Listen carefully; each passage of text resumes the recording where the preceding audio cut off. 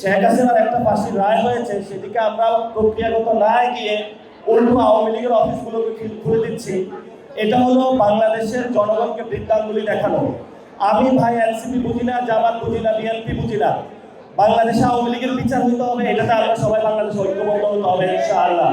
যেই রক্ত আমাদের রাজপথে রঞ্জিত হয়েছিল, সেই রক্তের সাথে আমরা বেইমানি করবো না ইনশাআল্লাহ। বাংলাদেশে আমরা রিফর্ম অ্যাসেম্বলি এবং সংস্কারের প্রক্রিয়াগুলো বাস্তবায়ন করেই ছাড়বো ইনশাআল্লাহ।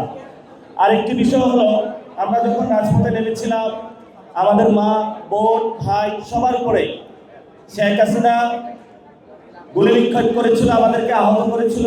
এখনো আমাদের অনেক ভাই হসপিটালে রয়েছে, যাদের কারো পা নাই, কারো হাত নাই, কারো চোখ নাই। আমি শুনতে পেয়েছি থাইল্যান্ডে 64% যারা হলো মৃত্যুর জন্য অপেক্ষা করতেছে, খুবই ক্রিটিক্যাল কন্ডিশনে রয়েছে। তো যখন আমরা এই অবস্থায় যাচ্ছি, সেখানে শেখ হাসিনার একটা ফাঁসির রায় হয়েছে, সেদিকে আমরা প্রক্রিয়াগত না গিয়ে উল্টো আওয়ামী লীগের অফিসগুলোকে খুলে দিচ্ছি। এটা হলো বাংলাদেশের জনগণকে বৃত্তাঙ্গুলি দেখানো। আমি ভাই এনসিপি বুঝি না, জামাত বুঝি না, বিএনপি বুঝি না। বাংলাদেশে আওয়ামী লীগের বিচার হইতে হবে, এটাতে আমরা সবাই বাংলাদেশে ঐক্যবদ্ধ হতে হবে ইনশাআল্লাহ। আওয়ামী লীগের বিচার, যারা আমাদেরকে খুন করেছিল, যারা আমাদের উপরে আঘাত করেছিল, আমরা যদি চাইতাম প্রত্যেককে আমরা আমাদের নিজেদের যে জনতার আদালত, সেখানে বিচার করে পারতাম সেই সময়, কিন্তু আমরা এটা করি নাই। কারণ আমরা আইনে বিশ্বাসী, বাংলাদেশের যে কনস্টিটিউশন আছে সেটাতে বিশ্বাসী। আইন বিচারের উপরে আমরা তাকিয়েছিলাম। এখন সেই আইন বিচারের উপরে নির্ভর করে যদি আওয়ামী লীগের অফিস খুলে সংস্কার প্রক্রিয়া বাধাগ্রস্ত করা হয়, তাহলে সেই কনস্টিটিউশন পরিবর্তন থেকে শুরু করে নতুন বাংলাদেশে কি করতে হয় সেই দিকে হয়তো বা আমাদের অগ্রসর হতে হবে। যারা ইয়াং জেনারেশন, তাদের সাথে কথা বলছি, যাচ্ছি, সেখানে ইয়াং জেনারেশন কিন্তু একটা স্টেবল না।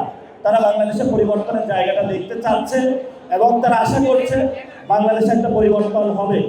আপনারা প্রাইভেট ইউনিভার্সিটি, পুসাফ ফ্যামিলি থেকে শুরু করে সকল স্টুডেন্ট, শিক্ষক, ফ্যামিলি যারা এই গণঅভ্যুত্থানে অংশগ্রহণ করে নতুন বাংলাদেশ গঠনে আপনাদেরকে নিয়োজিত করেছেন, আমরা আশা করব যে এই সরকার এতদিন ইন্টারিম গভর্নমেন্টের উপরে আমাদের উপরে একটা অভিযোগ দিয়ে যাচ্ছিল যে আমরা প্রাইভেটের সাথে কানেক্টেড হচ্ছি না, আমরা প্রাইভেটের সাথে কথা বলছি না, তাদের ন্যায্য হেচ্ছাটা হচ্ছে না সেখানে।